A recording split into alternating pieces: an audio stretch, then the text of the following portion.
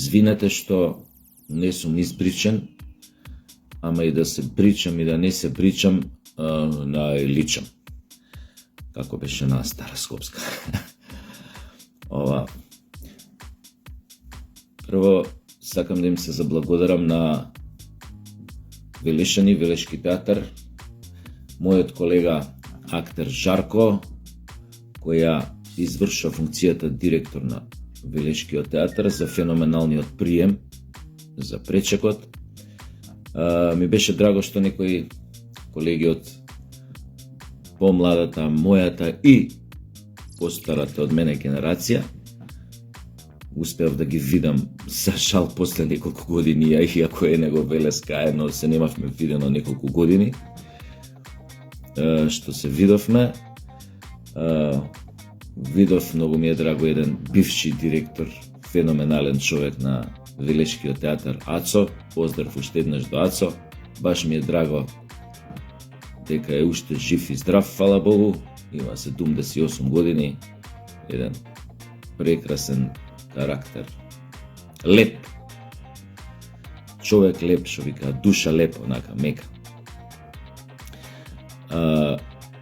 Кажав за една, не знам, тоа портал ли е, телевизија Велешка, дека ми беше исклучителна чест да играм пред велешката публика во улогата на Чичко Гној од фамилијата Адамс, затоа што велешката публика е страотно театарски образувана, знае што е театар и заслужено си добија нов прекрасен театар, во кој што во саботата, замислете, играв за прв пат. Но, некои работи, нели, се менуваат, нешто не било по моја вина и така натаму и така натаму. Голема благодарност и до мојата колешка Нина Елзесер, која што со скршен прст одигра цела представа на Штаки.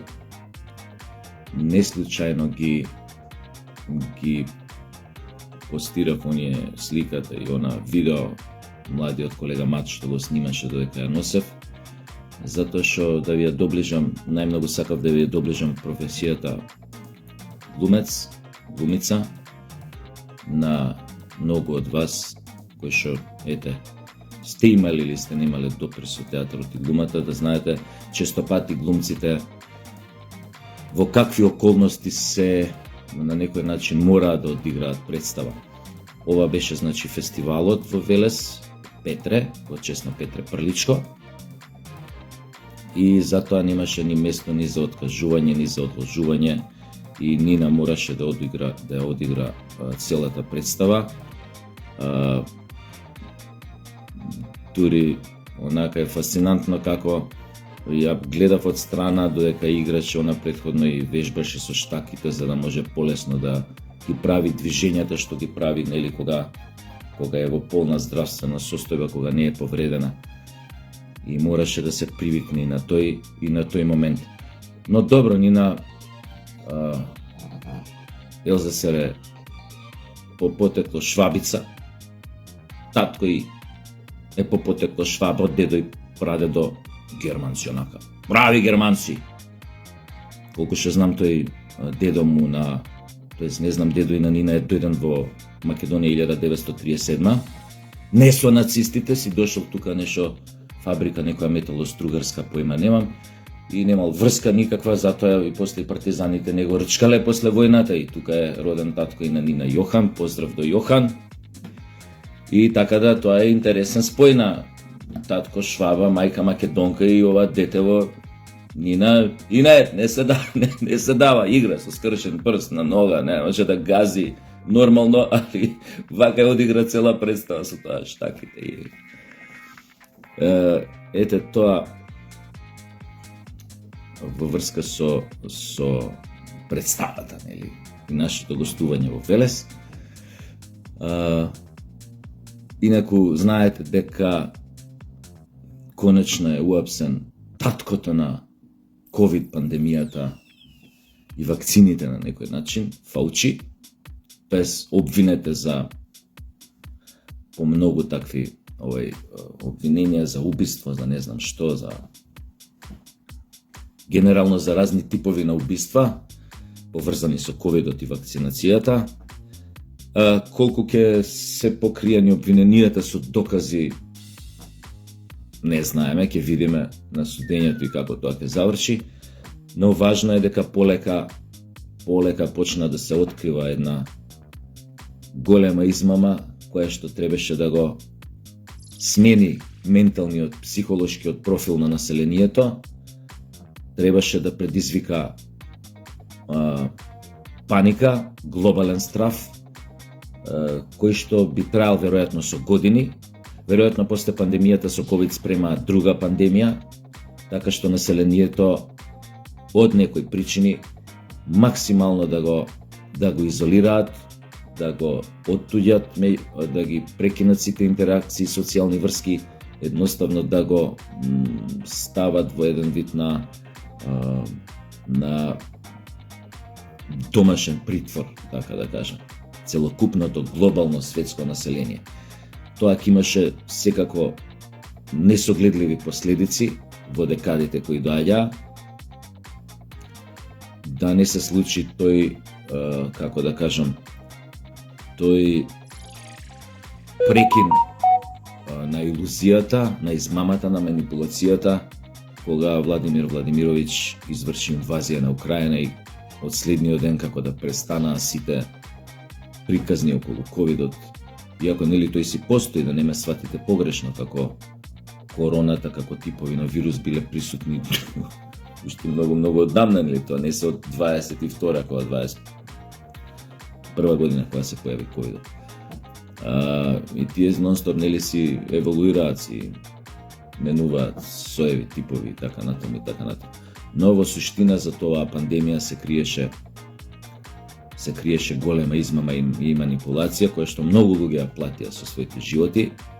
Многу луѓе на штета на други човечки животи се збогатија, станаа милионери, милиардери. Таков е случајот кај нас. Имате луѓе кои профитираа енормно од пандемијата во Македонија, почнувајќи од разните, не знам како да ги наречам,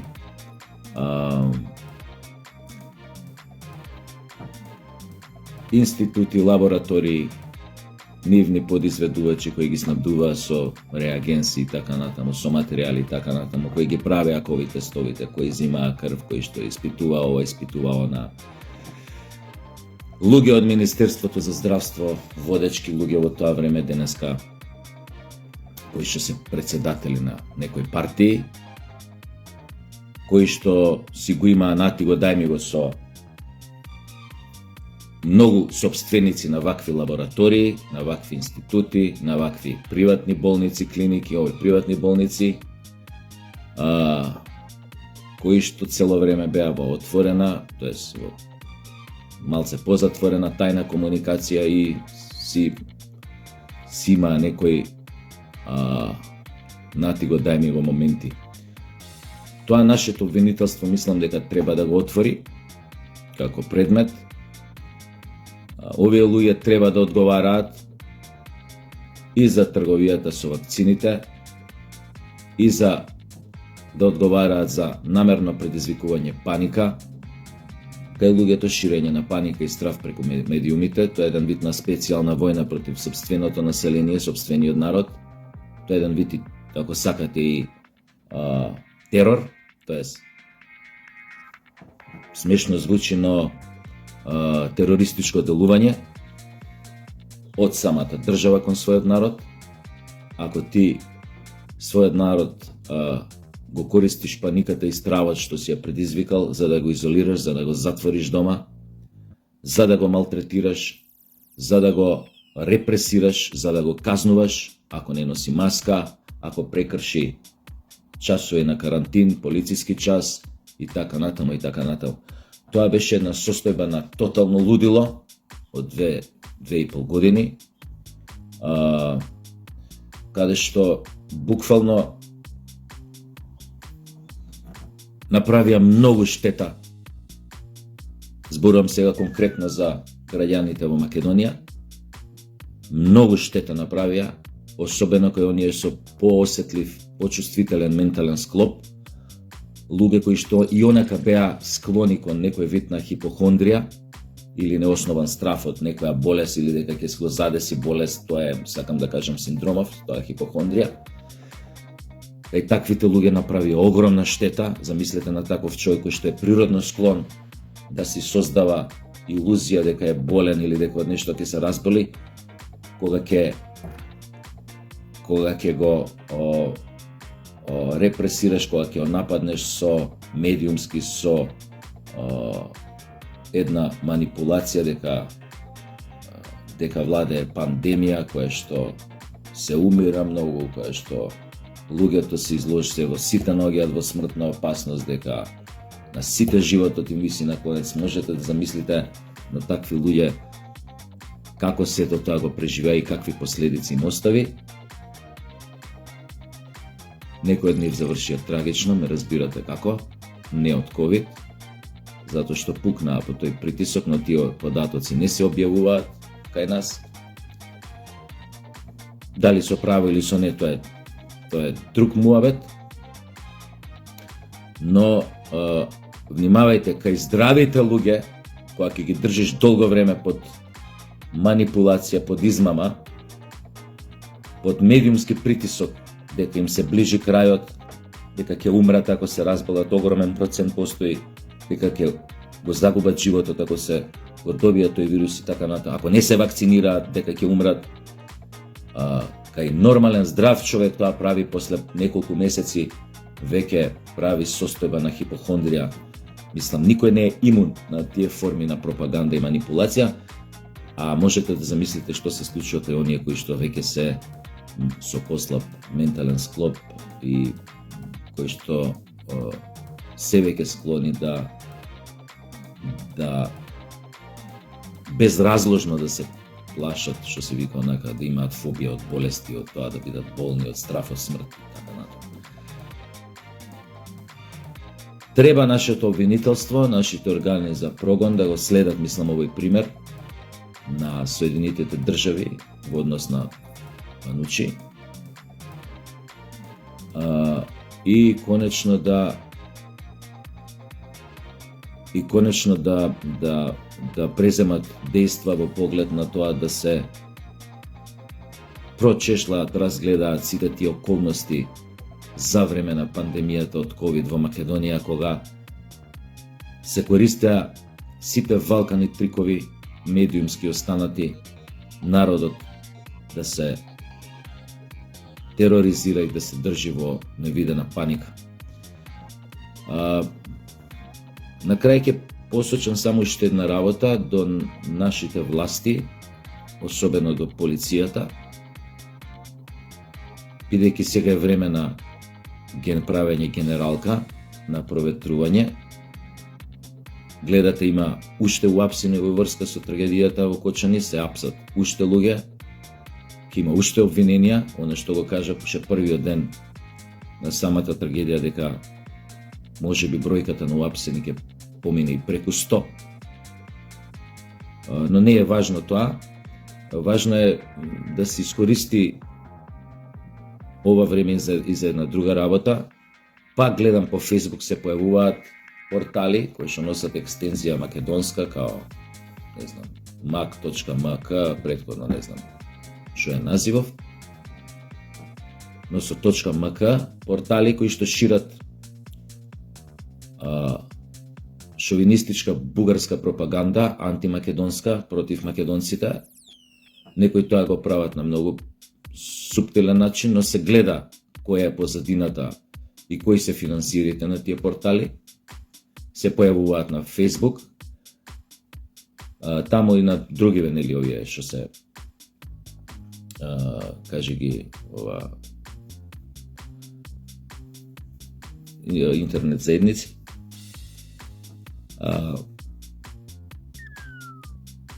На нив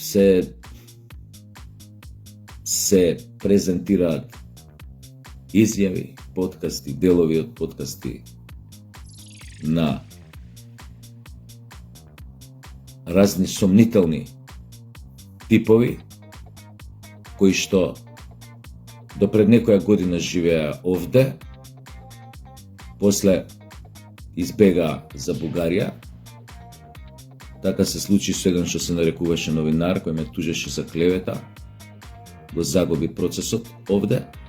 Тоа беше она време кога владееше СДС и кога тие се зимаа за право да не гонат за искажан збор, на напишан збор на Facebook и така натаму, кога не прогонуваше она фамозна дирекција, како се вика, за антидискриминација и не знам што.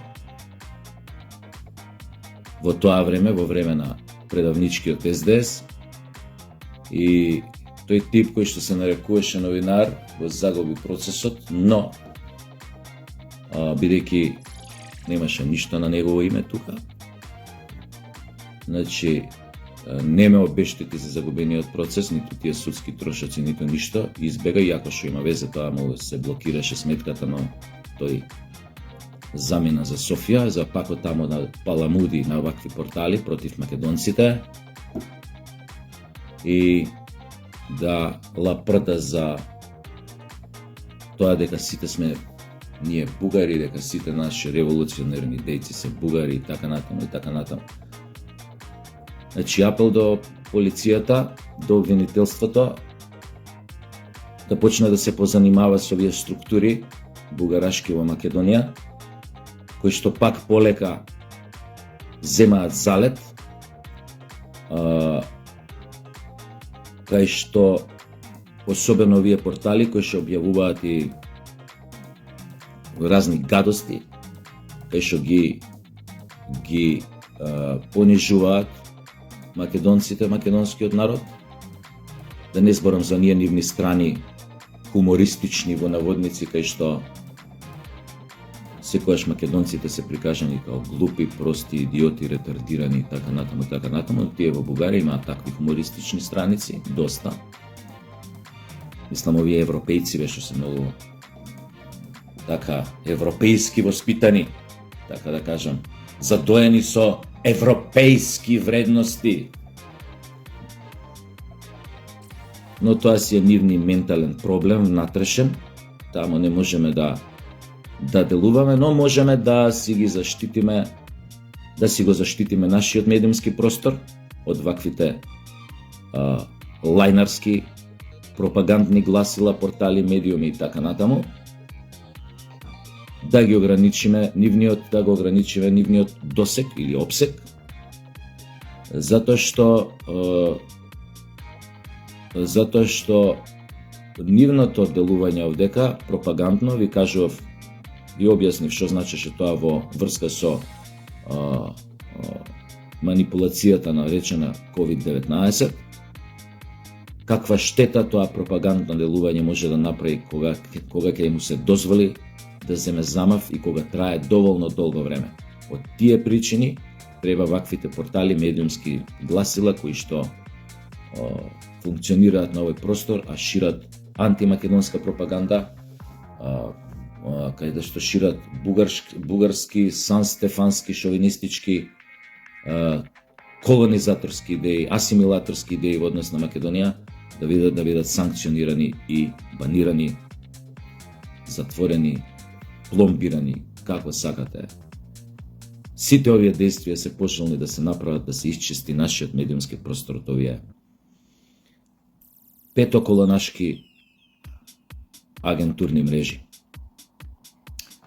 Имајте убав ден, да не паламудам многу, може сега и да се бричам, ама ме мрзи, но и да се бричам и да не се бричам, си личам.